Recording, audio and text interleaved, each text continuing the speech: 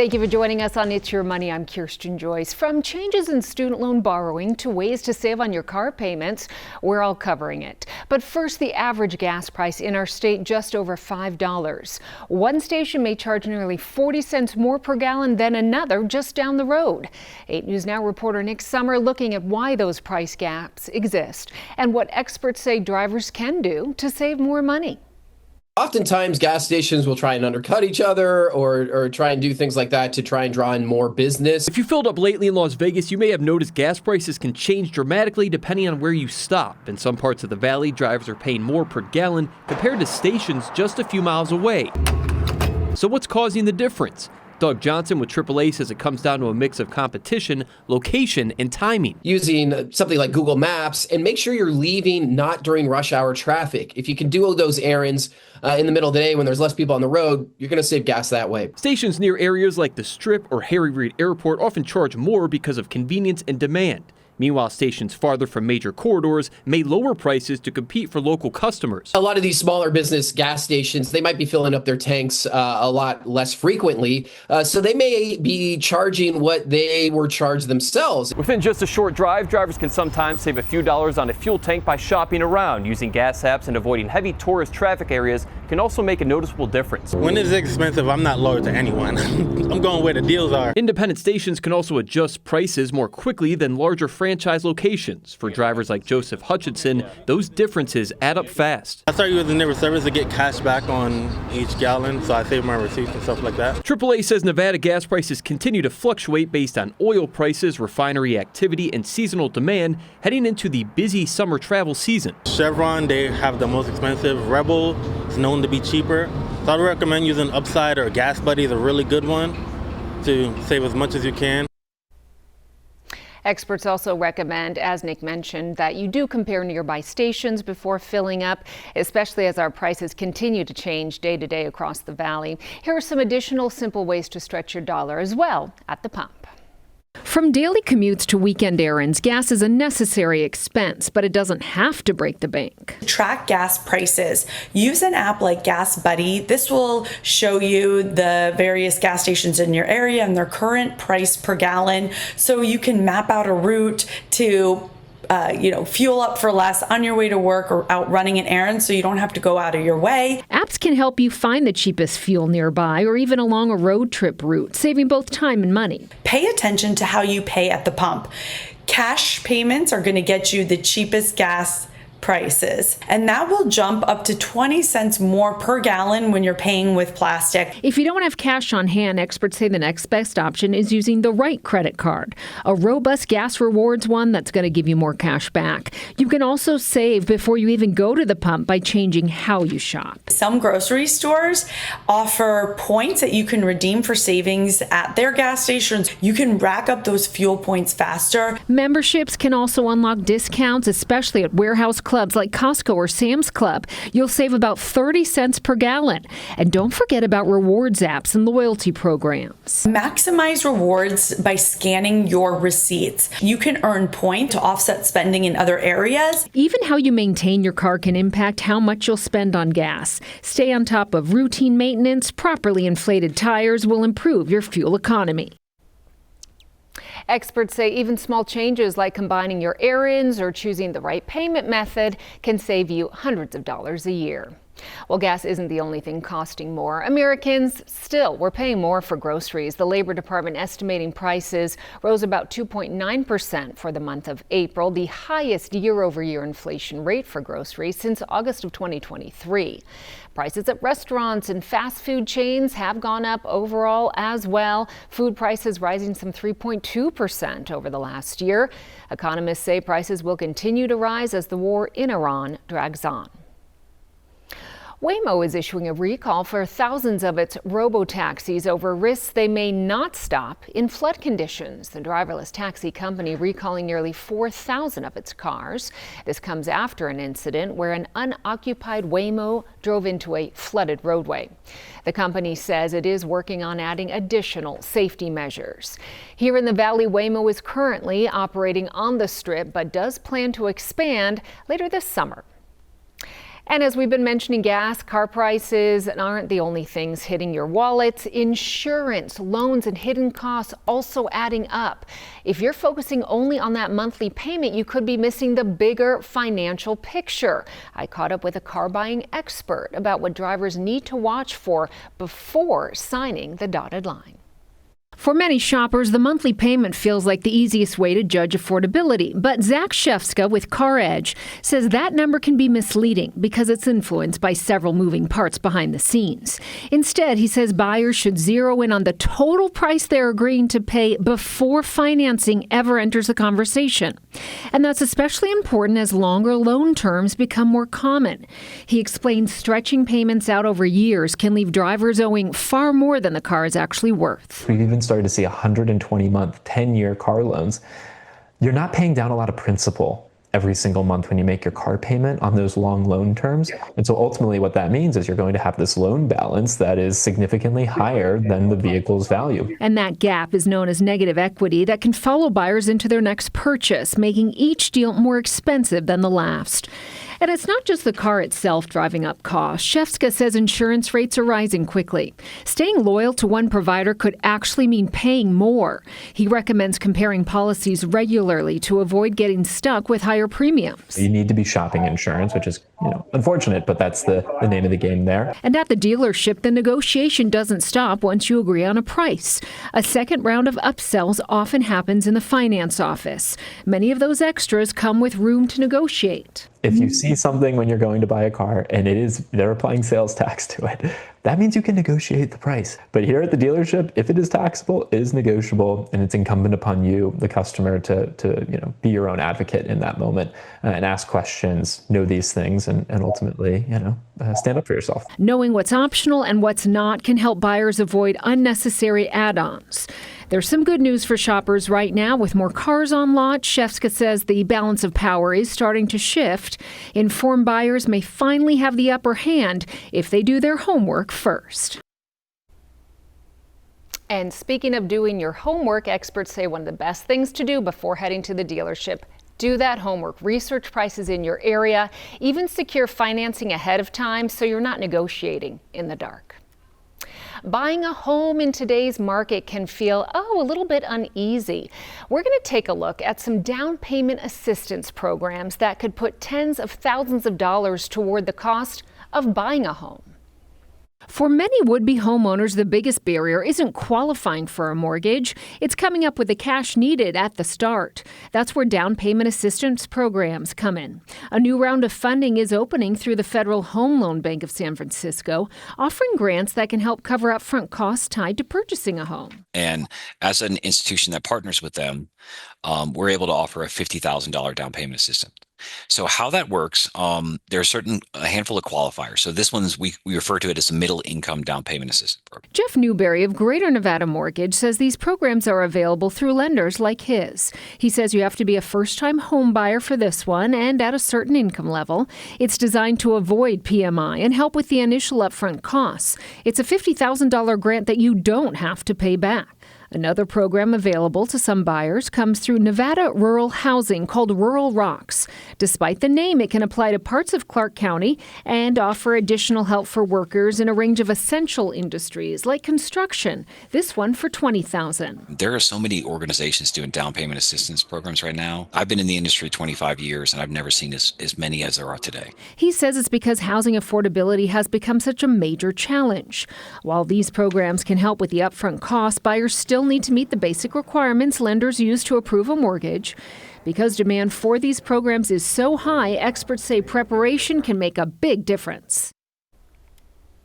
Funding for the programs can run out quickly. Housing experts say anyone considering buying a home may want to speak with a lender early to, of course, see what programs they could qualify for before the next round of funding is gone. Federal lawmakers try to crack down on organized retail crime. With the bill currently moving its way through Congress, Nevada Democratic Congresswoman Dina Titus holding an event to discuss fighting against organized retail crime. This act is known as CORCA. The bipartisan bill would expand federal enforcement of organized theft here in our state with the goal to go after those criminal networks that target retail stores and cargo shipments. Some local business owners say this type of enforcement is really needed. This type of crime impacts all businesses, but for a small business such as ours, it can make or break us. And this type of illegal activity also impacts the entire community. The bill would also target money laundering through gift cards, which according to authorities is very common among those crime syndicates. A new report shows hardship withdrawals from 401k accounts on the rise, highlighting the financial pressure many families are facing right now. More of us tapping into our retirement savings just to get by. We look at what's driving the trend and the long-term costs. When it comes to retirement savings, most people hope to watch their accounts grow over time. But for a growing number of Americans, that money can't wait. New data from Vanguard Group showing a record number of workers pulling money from their 401ks to cover immediate financial hardships, marking the 6th straight year that number has climbed. Experts say it reflects the reality many families are facing right now. There's always going to be instability. There's always going to be uncertainty. And I think it's absolutely critical when somebody's building their overall financial wealth plan that they have balance, that they address their needs, both short-term and long-term, to just absorb whatever the world throws at them. Financial management advisor Jason Oceans of Westpac in Las Vegas says most people aren't dipping into retirement savings lightly. The most common reasons include avoiding eviction or foreclosure, covering major medical bills. Still, even relatively small withdrawals averaging about $1,900 can have a big impact over time, especially when that money no longer has years to grow in the market.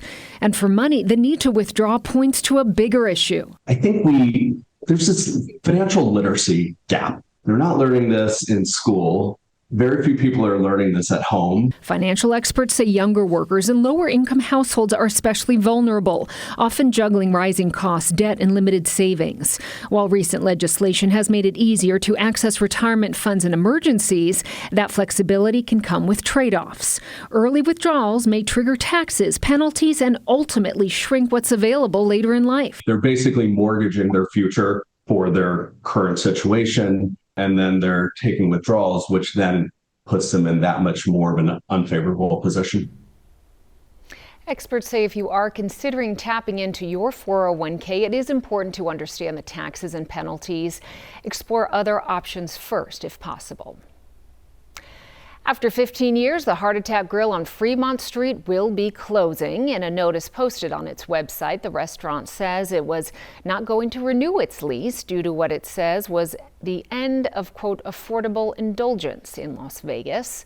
The Heart Attack Grill, of course, known for its massive portions, thus the name. We did reach out to the restaurant. They tell us that they have received interest from other states that would welcome them. Still to come, seeking treatment. Find a dermatologist in the Valley. It can be a bit challenging. We're going to introduce you to a young man who's using technology to help others access this treatment faster and save you money at the same time.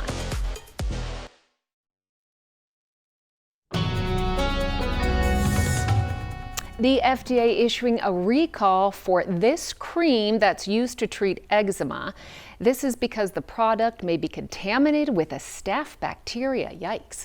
Pharmacol, the company that makes the treatment cream, issued the recall. It affects one lot of the 6-ounce cream with an expiration date of November of 2026. The product sold in retail stores as well as online. Pharmacol says it has not received any reports of any issues with the product, but even so, one should discontinue using it. Well, speaking of that, have you ever tried to get an appointment with a dermatologist? Recently, depending on which doctor and office you choose, you certainly may not get in as fast as you would like. In some parts of the country, patients waiting months. I caught up with one young man who's using technology to help others get access to treatment faster. For millions of Americans, clearer skin can feel out of reach, not because treatments don't exist, but because getting in the door is so difficult. We only graduate 500 dermatologists a year for the entire country. More than half of them end up doing cosmetics and not medical dermatology. And then the ones that are doing medical dermatology, many of them are working just a few days a week. And so the result is just really little human capital to serve these patients. That shortage is creating long delays, sometimes months for even basic care. On average, it's about 30 days, but there's some places where you may be able to get in within like a week. But then there are lots of other places, including ones where I've experienced, where it's 4 to 6 months, and I've even had to wait 9 months for a dermatologist appointment in the past. For David Fuderon, those delays weren't just frustrating, they were personal. I had really bad, severe acne growing up and, was living through how much that was affecting my confidence and my quality of life. And it was even more frustrating to try to get it treated, having to face like waiting 4 months just to get an appointment, just to get a refill of a treatment that I really needed. And so I actually ended up complaining to my dermatologist. That experience led him and his dermatologist to co-found Honeydew Health, a platform connecting patients with dermatology providers across the country, often within 24 hours. Instead of waiting months, patients can upload photos, track progress, even receive prescriptions, all from their phone. Fuderon says it's especially important right now as social media and skincare marketing flood consumers with products, but not always real solutions. And he hopes faster access means fewer people suffer in silence and more get the treatments that actually work. Fuderon says while over-the-counter products can help, many skin conditions, including acne, often require prescription treatments. And his advice, don't wait it out. Seek care early, especially if it's impacting your confidence or mental health. Still to come here on It's Your Money, capping student loans, the Education Department's rule that could change how students pay for college.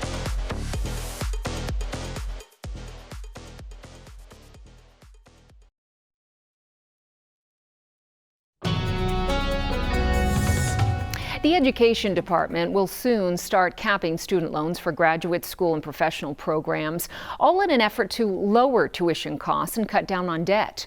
This move, however, getting some pushback from lawmakers concerned it will worsen workforce shortages for jobs like nursing and teaching. News Nation Washington correspondent Maddie Beer-Temple reports on this new rule.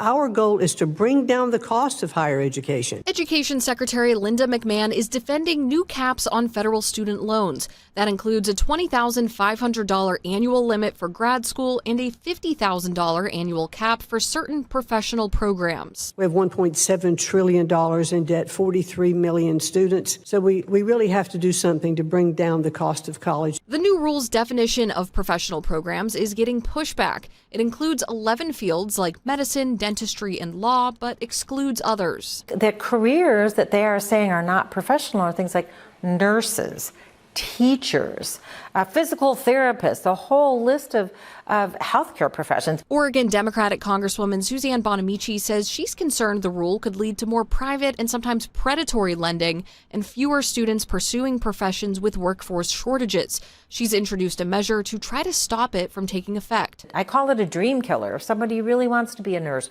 or an educator or a physical therapist, for example, they're going to be very limited in what they can borrow. The Education Department's rule notes that the list of professional programs, quote, do not express a value judgment about the importance of any occupation or field.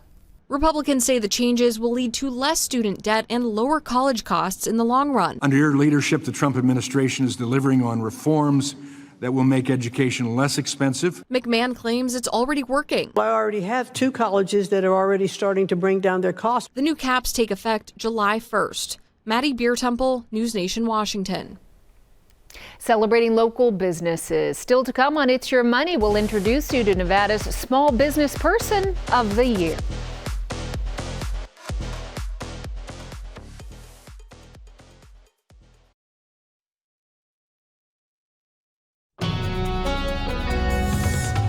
A big congratulations to Nikolai and Rima Popcheva, this year's Nevada Small Business People of the Year. They are the owners of Amira Brunch Cafe near Bridger and 4th Street. Been in business in the Valley for about 8 years now. They say this honor is helping them live the American dream. American dream to me means opportunity. Coming to this country with a hope to build something meaningful and lasting. To create a good future for our family, our community, and our future. Ameribrunch planning to open a second location quite soon. Again, congrats to them and thank you for watching It's Your Money. Stay up to date on 8newsnow.com.